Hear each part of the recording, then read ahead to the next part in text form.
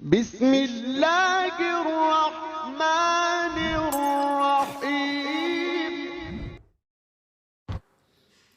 السلام علیکم ورحمۃ اللہ وبرکاتہ۔ مکرم و محترم سامعین اور ننھے منھے بچوں، آج آپ کے سامنے تختی نمبر 19 کا سبق ہے اور اس کو مد کا بیان کہتے ہیں۔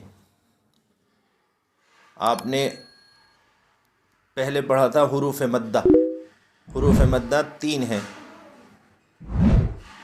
الف، یا اور واو۔ ان کی پہچان بھی یہ تھی کہ الف سے پہلے زبر ہو اور یا سے پہلے زیر ہو اور واو سے پہلے پیش ہو، اور مد کے معنی ہوتے ہیں کھینچنا۔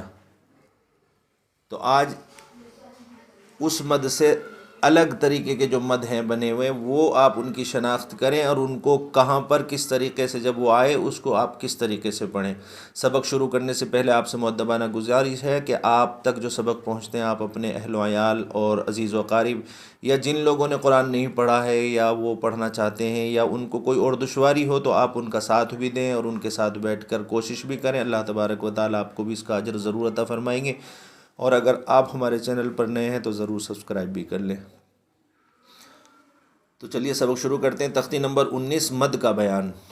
تو پہلا نمبر یہ ہے کہ حروف مدہ کے بعد، حروف مدہ کے بعد وہی حروف مدہ جو آپ نے پہلے پڑھے ہیں تختی نمبر 4 میں، حروف مدہ کے بعد اگر حمزہ اسی کلمے میں ہو تو مد متصل یعنی کہ مد واجب کہلاتا ہے اور اس کو کھینچ کر پڑھنا چاہیے۔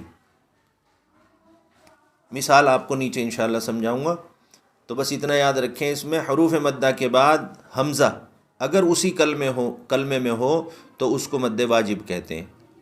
نمبر 2 ہے حروف مدہ کے بعد، حروف مدہ کے بعد اگر حمزہ دوسرے کلمے میں ہو تو مد مفصل یعنی کہ یہ جائز مد ہوتا ہے، اس کو جائز مد کہا جاتا ہے، کھینچ کر یہ بھی پڑھا جائے گا۔ نمبر 3 حروف مدہ کے بعد والے حروف پر اگر جزم یا تشدید ہو تو مد لازم ہوگا۔ حروف مدہ کے بعد والے حروف پر اگر جزم یا تشدید ہو تو مد لازم ہوگا، اور ایک الف سے زائد کھینچ کر پڑھنے کو مد کہتے ہیں۔ تو جیسے آپ نے یہ پہلا والا آپ نے قاعدہ پڑھا، تو اس پہلے قاعدے کی مشق دیکھ لیں، کیا کہنا چاہ رہے تھے آپ کو اوپر اس میں۔ تو اس میں تھا حروف مدہ کے بعد حمزہ اسی کلمے میں ہو، تو دیکھیے جیم الف، الف مدہ ہے تو یہ ایک ہی کلمے میں ہو گیا، اور اس کے بعد کوئی بھی حرف آئے اس سے کوئی مطلب نہیں ہے، اصل چیز یہ ہے کہ اسی کلمے میں مد کے بعد اگر حمزہ اسی کلمے میں ہو تو یہ پورا کا پورا ملا کر کیا ہے، ایک کلمہ کہلائے گا۔ یہاں سے یہاں تک ایک کلمہ ہے، تو حروف مدہ کا ایک حرف اس میں آیا اور اس کے فوراً بعد حمزہ آ گیا، یہ الف مدہ کے بعد حمزہ آ گیا، تو اب یہ مد متصل کہلاتا ہے جس کا کھینچنا واجب ہوتا ہے۔ بس آپ اس کو یاد رکھیں کہ یہ کھینچنا ہی کھینچنا ہے۔ تو اس کے ہجے کر کے دیکھ لیں گے، جیم الف مد زبر، جیم الف مد زبر، پہلے حرف کا نام، پھر اگلے حرف کا نام، پھر اگلے حرف کے اوپر مد ہے اس کا نام، پھر جو حرکت ہے اس کا نام۔ جیم الف مد زبر جا، حمزہ زبر آ، جا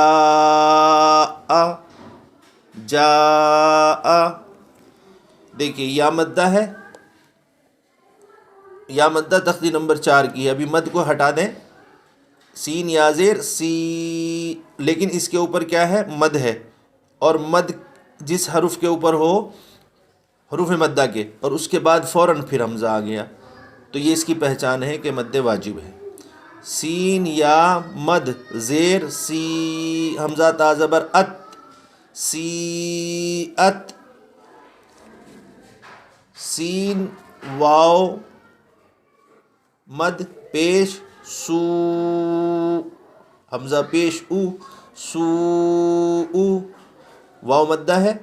واو مدہ کی پہچان یہ تھی کہ واو کے اوپر جزم ہو اور اس سے پہلے پیش اگر ہوتا ہے تو واو مدہ کہلاتی. تو واو مدہ کے اوپر مد بھی ہے اور اس حروف مدہ کے بعد پھر حمزہ آ گیا اسی کلمے میں، تو یہ مد واجب کہلائے گا. سو او.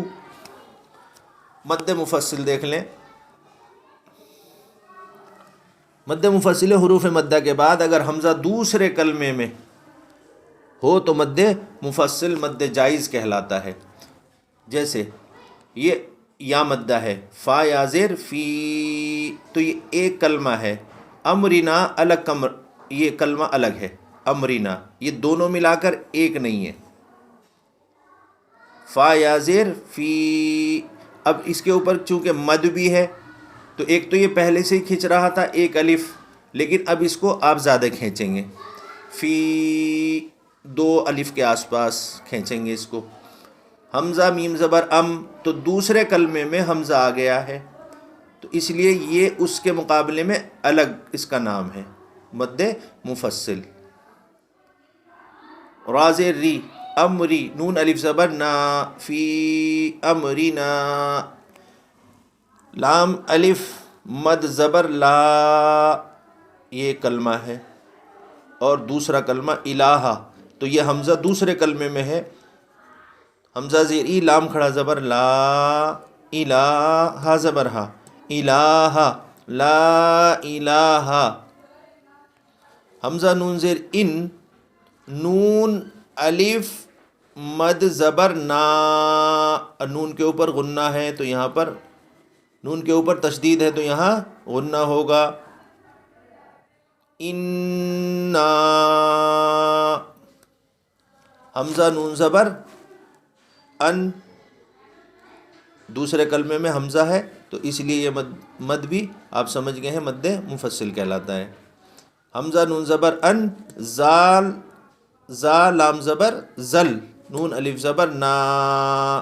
اب ایک چیز یہاں پہ یاد رکھیں گے کہ یہاں پر کیا ہوگا، اخفا ہوگا. حروف اخفا کے 15 حروف میں سے ایک حرف زا بھی ہے، وہ آپ پہلے سبق میں پڑھ چکے ہیں. تو یہاں غنہ اور یہاں اخفا. انا انزلنا، انا انزلنا. ٹھیک ہے.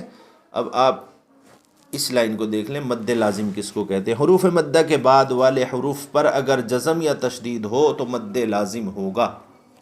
حروف مدہ ہے، حروف مدہ ہے کیوں؟ کیونکہ اس کے اوپر کھڑا زبر ہے. مد کو چھوڑ دیجئے، کیونکہ آپ نے پڑھا تھا تختی نمبر 4 میں جو آپ نے سبق پڑھے تھے، اور 4 کے بعد فوراً کھڑا زبر کھڑی زیر. الٹا پیش کا جو آپ نے سبق پڑھا تھا وہ بھی یہی تھا کہ وہ بھی حروف مدہ کے برابر ہی ہے. تو یہاں پر حروف مدہ کی ہی آواز والا ایک اس کے اوپر حرکت ہے جس کو کھڑا زبر کہتے ہیں. تو حمزہ کھڑا زبر آ لفظ ہے ویسے تو، لیکن اس کے اوپر مد لگ گیا ہے تو اس کے بعد والے حروف کے اوپر جزم ہے. اس کے بعد والے حروف کے اوپر جزم ہے تو اس لیے اس کو آپ مد لازم کہیں گے. ہچ کے ہچے کریں گے. حمزہ لام مد کھڑا زبر، حمزہ لام مد کھڑا زبر آل، آل. حمزہ کھڑا زبر آ، آل آ. نون زبر نا، آل آنا. یہ دیکھیے ہا، یہاں پر دیکھیے تھوڑی سی دشواری ہوگی، نیا حروف ہے بالکل ایک دم اب سے پہلے والے حروفوں سے. ہا ہے، پھر الف مدہ ہے، پھر جیم کے اوپر تشدید دی ہے. اب اس کے ہجے کیسے کریں گے؟ دیکھیے اس کا نام لیجئے پہلے. ہا، ہا الف جیم، ہا الف جیم مد زبر حاج، حاج. جیم واو پیش جو، حاجو.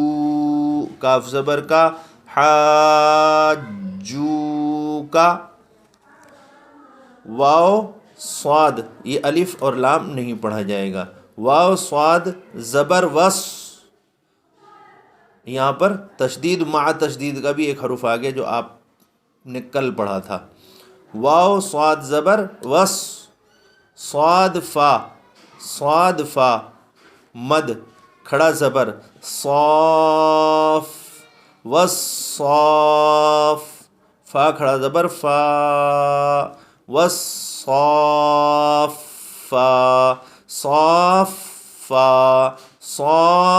فا تازیر تی، والصافاتی.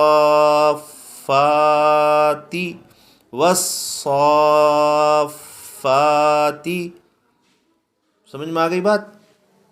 حروف مدہ کے یہ والا تھا. حروف مدہ کے بعد والے حروف پر اگر جزم یا تشدید ہو تو مد لازم ہوگا.